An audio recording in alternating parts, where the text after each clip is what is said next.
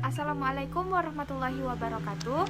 Perkenalkan, nama saya Laura Amelia Febrina dengan nomor BP 2110423027 dari kelompok 6, jurusan Biologi, Fakultas Matematika dan Ilmu Pengetahuan Alam Universitas Andalas. Di sini, saya akan membuat video mengenai praktikum mandiri untuk mengetahui morfologi dan anatomi dari amfibi, yaitu katak. Dan spesies yang saya gunakan dalam objek praktikum mandiri kali ini yaitu Fajarvaria cancrifora atau katak sawah. Praktikum ini bertujuan untuk mengetahui morfologi dan anatomi dari katak dan dilakukan secara mandiri. Walaupun kita melakukan praktikum secara mandiri, tetapi kita harus memastikan bahwa kita harus menggunakan alat-alat yang aman untuk melakukan praktikum, seperti masker dan sarung tangan lateks. Baiklah, pada praktikum kali ini saya akan menjelaskan 7 sistem pada organisme amfibi, yaitu sistem yang pertama sistem integumen, yang kedua sistem muskularis, yang ketiga sistem respirasi, yang keempat sistem sirkulasi, yang kelima yaitu sistem saraf, dan yang keenam sistem digestivum, dan yang terakhir yaitu sistem rangka atau sistem skeletal.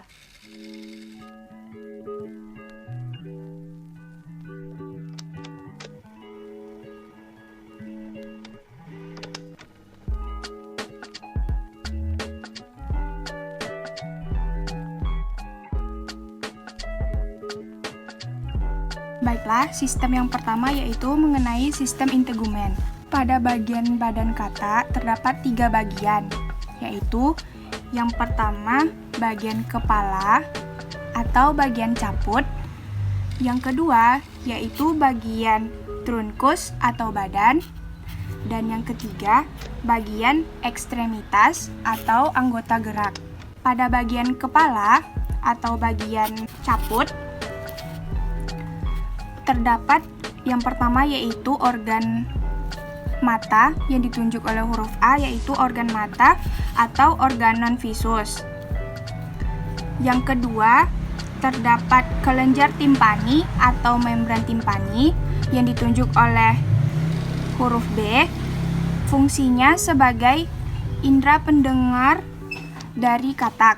Selanjutnya yaitu rima oris atau celah pada mulut katak yang terdiri dari rahang atas atau maksila dan rahang bawah atau mandibula. Selanjutnya terdapat nares anterior atau lubang hidung yang menembus hingga ke dalam cavum ossis atau mulut pada katak. Bagian yang kedua yaitu bagian truncus atau badan. Pada bagian ini terdapat kulit atau dermal dan terdapat juga plica dorsolateralis atau lipatan pada kulit. Di badan juga terdapat kloaka yang ditunjuk oleh huruf E. Kloaka berfungsi sebagai anus pada katak. Selanjutnya yaitu bagian ekstremitas atau bagian alat gerak. Terbagi 2, alat gerak atas dan alat gerak bawah. Yang pertama yaitu sepasang kaki atas katak. Ini merupakan lengan atas atau branchium. Dan yang ini merupakan lengan bawah atau anterabrachium. Dan terdapat juga digiti atau jari-jari. Dan bagian yang kedua yaitu alat anggota gerak bagian bawah, yaitu sepasang kaki bawah katak. Terdiri dari paha atau femur, kras atau betis, dan digiti atau jari-jari, dan terdapat juga selaput renang.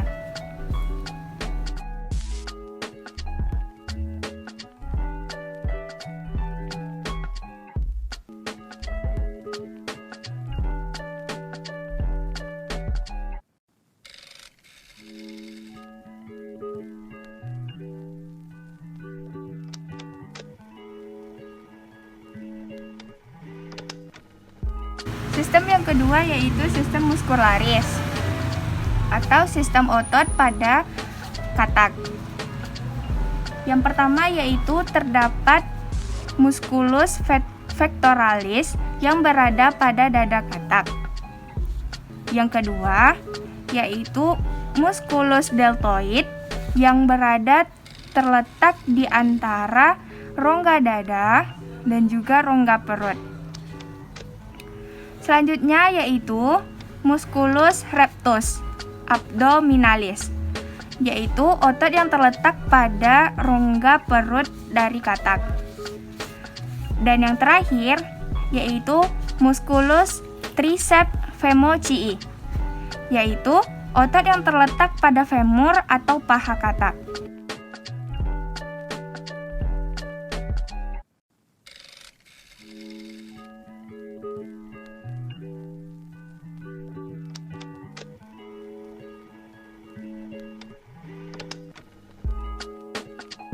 Sistem respirasi pada katak. Pada waktu muda, katak akan bernapas dengan insang.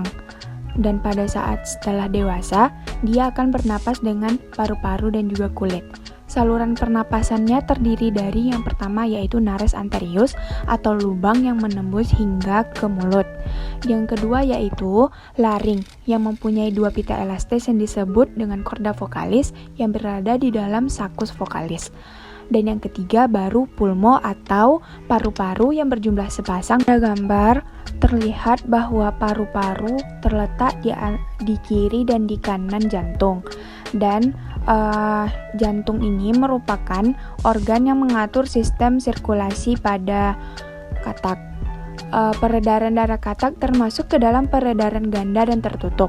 Peredaran darah pulmoner, darah dipompa dari ventrikel masuk ke pulmo melalui arteri pulmonalis, kemudian darah kaya oksigen akan masuk ke dalam atrium kiri.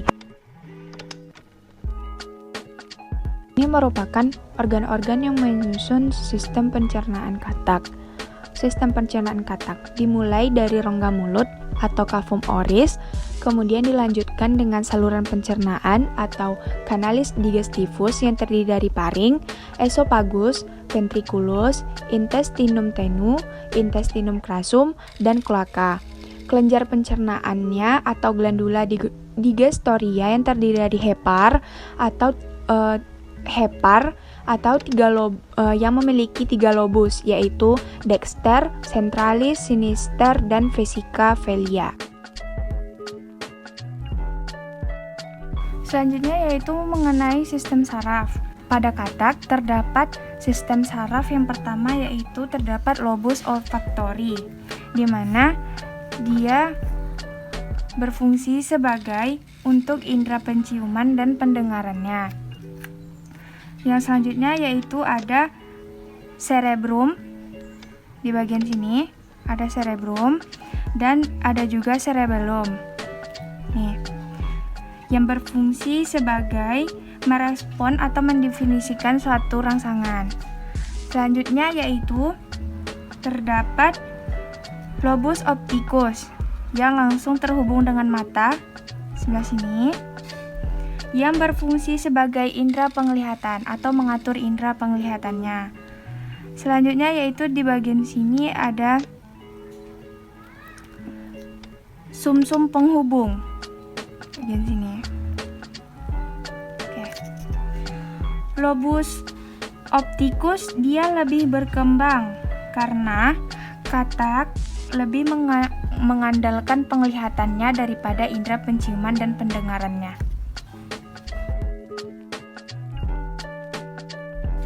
Baiklah, sistem yang terakhir yaitu sistem skeletal atau sistem rangka.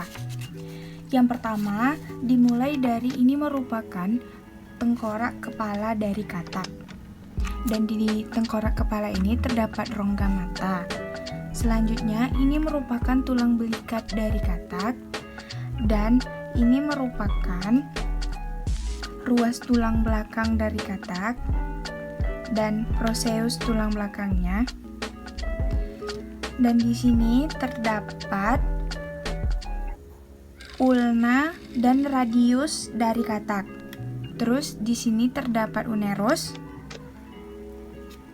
ini merupakan tulang ekor katak.